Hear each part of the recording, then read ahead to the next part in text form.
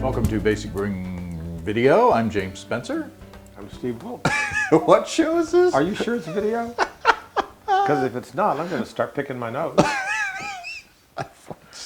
That's as per usual. No, we have to be nice. Okay. Because we're on camera. All right. As presentable as we can be. Okay, in the previous show we recorded, we did a duel between apple beverages. Now Yes. we're doing winter beers. Yes, this is Formerly known as holiday beers, but now it's in the new year. So now they're winter beers. Battle Ale. And we had a temperature swing here locally over the past 24 hours of about 30 degrees Fahrenheit. At least, so yeah. we dropped, and now it's about freezing. So it's a good time for a good holiday/winter beer. It is. I have two versions of mine, two versions of mine, Which I'm excited about. and you have one. I have one version of mine. Do you want to go first this time? I went first Sure. last time. So I brewed something that I'm calling an HD. It's high definition. High definition or holiday double. Oh. So the base beer is a double recipe. Okay. Is it double or double? I say double. I say You're double. fancier than I. It's just because my customers all said that. Yeah. Well, but do you say triple or tripel? I say triple. See, there you go. Because tripel's just too affected. Okay. Anyway, mine is a 2.5 gallon batch, and it's based on a double. There's one for you. Ooh, that's beautiful. There's one for me, and then I'll tell you about it. It's nicely carbonated. Ooh. That's like a beer commercial from the 70s right there. No kidding. Anyway, mine's a 2.5 gallon batch. It's 6 pounds of two-row, 6 ounces of special roast, 3 ounces of Crystal 120, 8 ounces of light brown sugar. That's the grain bill or the fermentables. The hops are 1/2 ounce of Northern Brewer For how long? for 1 hour. Okay. So they're put in at the beginning of the boil. Right. 1/2 ounce. That's it. That's the hops in the whole thing. The spicing regimen for this was 0.0. This is just how the brewing software interpreted it as I put it in. But 0.08 ounces of cinnamon, 0.08 ounces of nutmeg, 0.04 ounces of allspice, and 0.04 ounces of clove, and 6 tablespoons of guajillo chilies. Now, I only call that 6 tablespoons because I had to put it in a way that the software could read it. It was 6 or 7 chilies. And those are the dried chili. Yeah, the guajillo chili is a dried chili. I don't know what it's from. There's always a fresh version and a dry version. I don't know what the fresh version is. The dry version is called guajillo. And it's a dry... Could it be ancho? No, because ancho is the dried version of poblano. Okay. So poblano chili is a green chili. Ancho chili is the dried version of it. Okay. At any rate, so I used those and I made a tincture of it and added it as a tincture. With alcohol? Mm-hmm. Oh, okay. So about half a cup or so of vodka, and then added that in. Anyway, that's the beer. I carbonated it with just regular old. You know what? I don't remember if I used table sugar because I was out, or DME. I forgot. Did you say the yeast? The yeast was S33.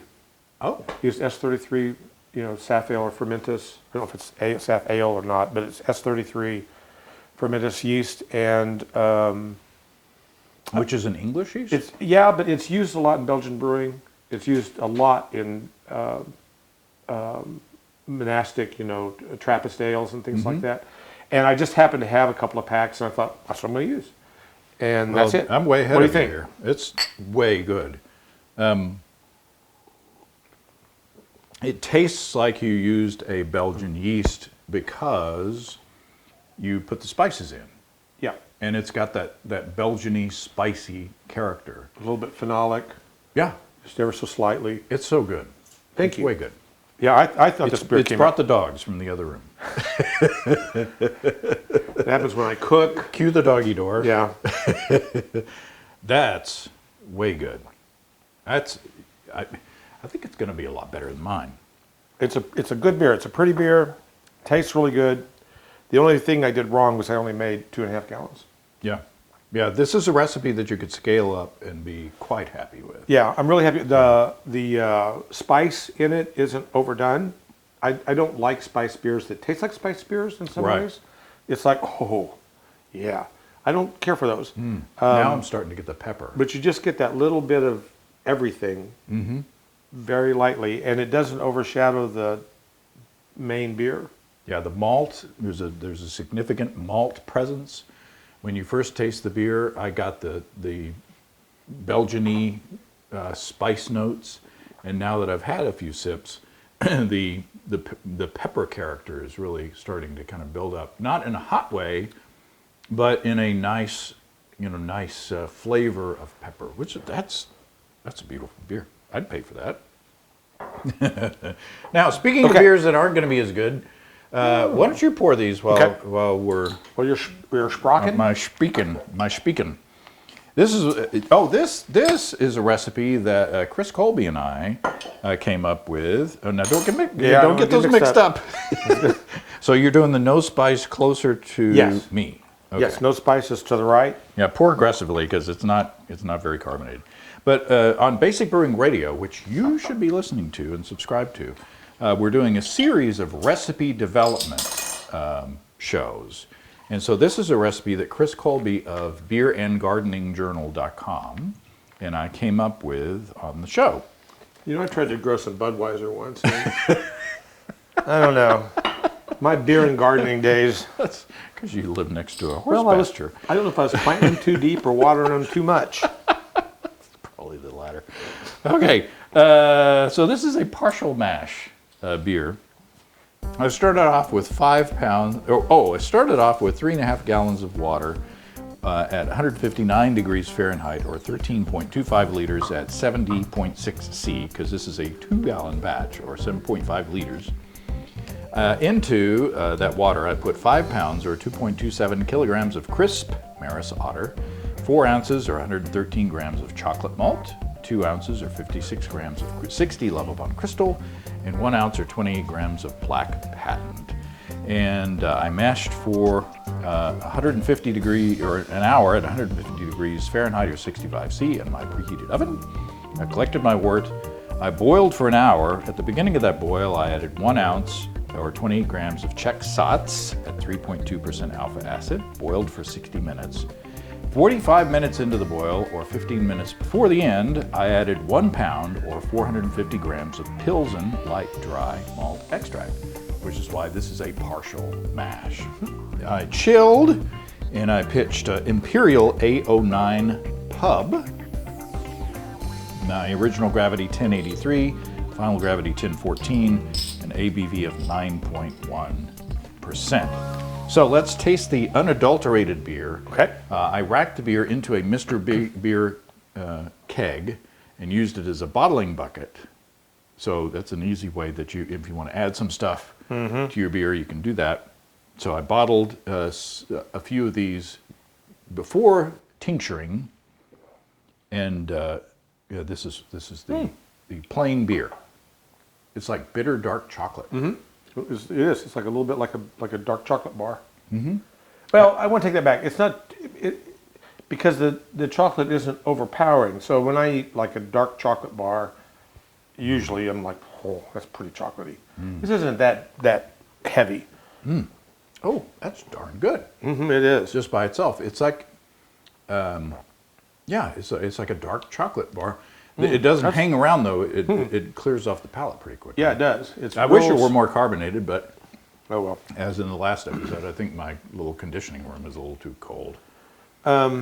Plus the pub yeast, it flocculates hard. I was going to say, hard. It's pirate yeast. I don't know if I've told this story on the air or not, but I had some commercial customers. So when I had the store, I had some professional brewers who got some pub from me.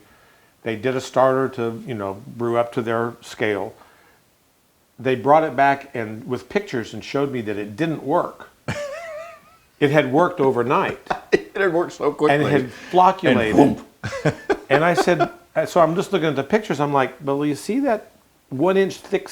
Yeah. That's your yeast. Yeah, notice how you've gotten more yeast now than you did before? They didn't believe me. I refunded them their money, but that's a long time in the past. That's okay. But the point is just that By the way, take a gravity reading to see how your fermentation goes. Yeah. Always take a gravity reading. because pub, man, that stuff you could make concrete out of that. Yeah. It flocculates out. I mean, even out of the package, it's like glop, glop, glop. You can tell how flocculent, I've had a beer. Flocculent a yeast is by how gloppy it is coming out of the package into the pitch. Yeah. As opposed to, I can't remember what yeast I was using, but it was one that didn't flocculate well at all. It's powdery. Right. And I was trying to get it to clear while I was bottling, and it was like, woo! It was like, oh, everybody gets the cookie.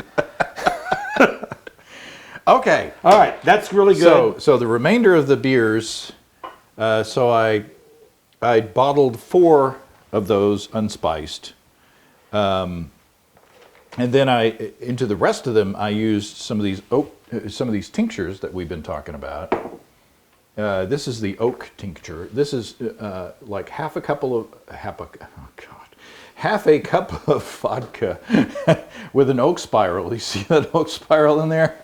It looks like something out of a Bill Murray movie. But anyway, I used 5 milliliters of oak tincture, 6 milliliters of cinnamon tincture, and 2 milliliters of vanilla extract in the spiced version. So we'll see if we need a new feature called Did I Ruin It? Let's see if it makes it better or worse. Because halfway through this, because I would like put a little more squirts of stuff in there and then mix it up and then taste it. And after a while, my palate was just like dead. And I had Susan come down and try to taste it, and she was like, "I think the good beer, the first, the unadulterated beer, tastes better." So anyway, let's see if I ruined it.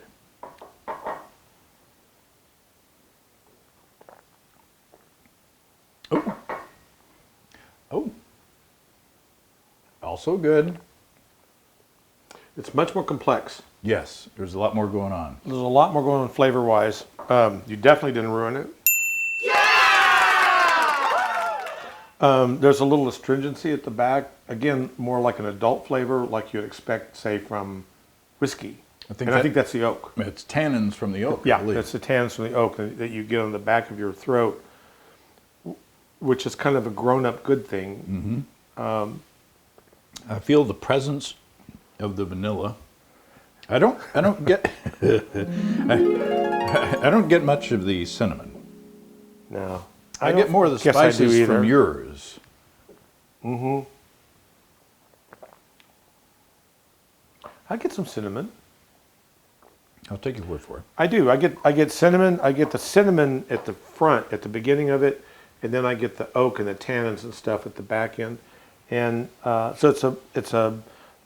I'm going to say it's a more complete flavor. It's a more complete beer in that the original beer, the unspiced version, good, but it's chocolatey and that's about it. Right.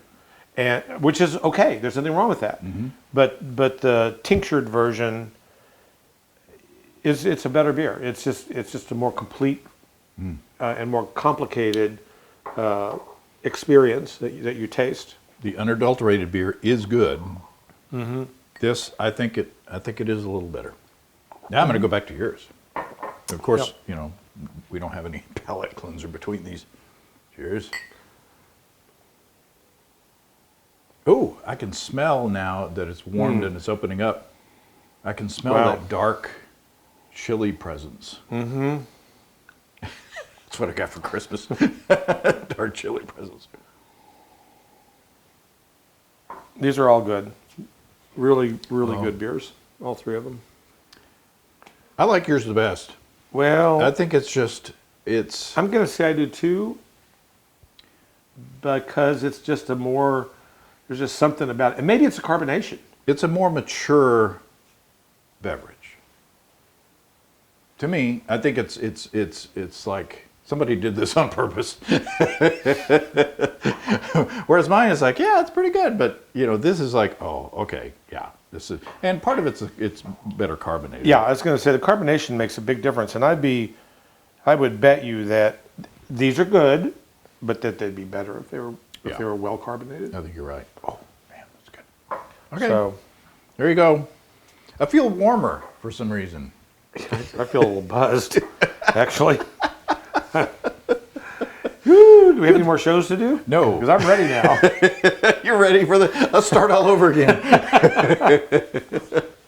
All right, well, there you go. That'll make your winter a little warmer.